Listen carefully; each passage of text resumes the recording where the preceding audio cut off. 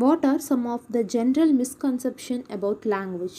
ஒரு லாங்குவேஜ் கம்யூனிட்டிக்காரங்களும் அவங்களுடைய லாங்குவேஜ் தான் உயர்ந்தது அப்படின்னு சொல்லுவாங்க. இப்போ நம்ம தமிழ் தான் உயர்ந்தது, தமிழ் தான் உசத்தி அப்படின்னு மற்ற லாங்குவேஜ்காரங்களை பார்த்து சொல்லுவோம். இதே மலையாளக்காரங்க இல்லை எங்கள் லாங்குவேஜ் தான் உயர்ந்தது அப்படின்னு சொல்லுவாங்க. தெலுங்குக்காரங்க இல்லை எங்கள் லாங்குவேஜ் தான் அதை விட உயர்ந்ததும்பாங்க. ஹிந்திக்காரங்க ஆதி காலத்துலேருந்தே இருக்குதுப்பா அப்படின்னு கூட சொல்லுவாங்க.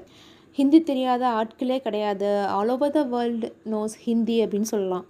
அதே போல் எங்கள் லாங்குவேஜ் வந்து ரொம்ப மியூசிக்கலான லாங்குவேஜ், அப்படியே காதில் தேன் பாயும் தமிழ் லாங்குவேஜ் கற்றுக்கிட்டா அப்படின்னு மாதிரி சொல்லுவாங்க. பட் ரியலாக என்னென்னா எந்த ஒரு லாங்குவேஜ் இன்னொரு லாங்குவேஜை விட சுப்பீரியர் கிடையாது. எல்லாமே நார்மலாக கம்யூனிகேட் பண்ணுறதுக்காக இருக்கக்கூடியதான் லாங்குவேஜ். இப்போ ஃபார் எக்ஸாம்பிள் சான்ஸ்கிரிட் அப்படிங்கிறத எடுத்துக்கிட்டோம் அப்படின்னா அது லாங்குவேஜ் ஆஃப் காட்ஸ் அப்படின்னு சொல்கிறாங்க. காட்ஸை பற்றி நிறைய விஷயங்கள் பேசக்கூடியது சான்ஸ்கிரிட்டில் தான். சில பேர் நினைப்பாங்க காட் வந்து ஒன்லி இங்கிலீஷ் மட்டும்தான் ஸ்பீக் பண்ணுவாங்க, ஏன்னா அவங்க இங்கிலீஷ்காரங்களாக இருப்பாங்க. தமிழ்காரங்க பார்த்தீங்கன்னா காட் எப்பவுமே தமிழில் தான் பேசுவாங்க அப்படின்னு சொல்லுவாங்க. பட் த ஃபேக்ட் என்ன அப்படின்னா ஒரு லாங்குவேஜுமே குட் கம்யூனிட்டி தான், ஒரு கம்யூனிட்டிக்காக குட்டான ஒரு லாங்குவேஜ் தான். ஸோ ஒன்றை விட இன்னொன்று சுப்பீரியர் லாங்குவேஜ் கிடையாது. பட் சம் லாங்குவேஜஸ் வந்து அதர் லாங்குவேஜஸை விட லாஜிக்கலாக இருக்கும். ஃபார் எக்ஸாம்பிள் ஹிந்தி எப்படி ட்ரீட் பண்ணும் அப்படின்னா த வேர்ட் பியர் அப்படிங்கிறது தாதி அப்படின்னு மீனிங், அதாவது ஒரு ஃபெமினைனை குறிக்குமாமா.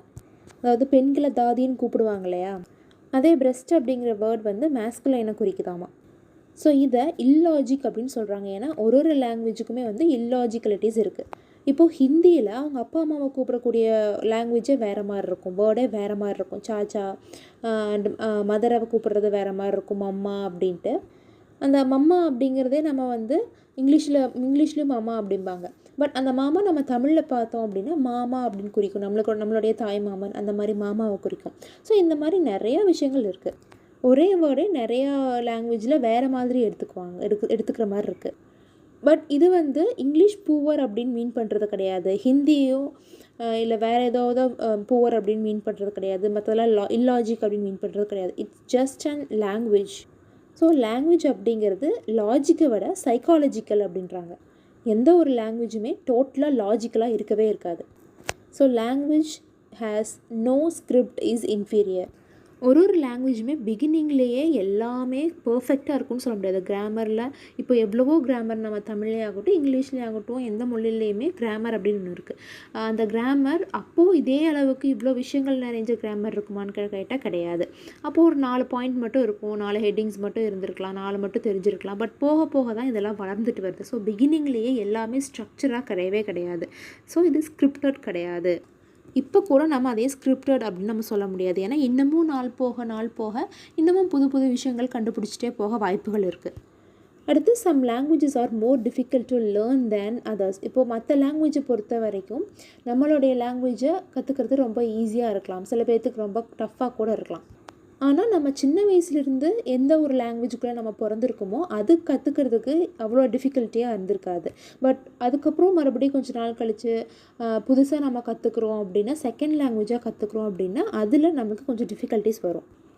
இப்போ ஃபார் எக்ஸாம்பிள் இந்தியாவுக்குள்ளேயே சவுத் இண்டியன் லாங்குவேஜ் வந்து நம்மளுக்கு டிஃபிகல்ட்டாக தெரியும். பட் அங்கே இருக்கக்கூடிய சில்ட்ரன்ஸ் லைக் ஆந்திராவில் இருக்கக்கூடிய சில்ட்ரன்ஸ் எல்லாம் தெலுங்கு பேசி அவங்களுக்குள்ள எந்த டிஃபிகல்ட்டியும் தெரியாது. அவங்க எடுத்துக்கிட்டாங்கன்னா இப்போ நம்ம தமிழ் பேசும்போது எந்த டிஃபிகல்ட்டும் இருக்காது, ஆனால் அவங்களுக்கு டிஃபிகல்ட்டாக இருக்கும். ஏன்னா நம்ம பிறந்து வளர்ந்தது தமிழில் தான், ஒரு விஷயமும் பேசுகிறது தமிழில் தான். ஆனால் அவங்க பிறந்து வளர்ந்தது தெலுங்குவில். ஸோ அவங்க புதுசாக தமிழ் கற்றுக்கும் போது அவங்களுக்கு டிஃபிகல்ட்டாக தான் இருக்கும்.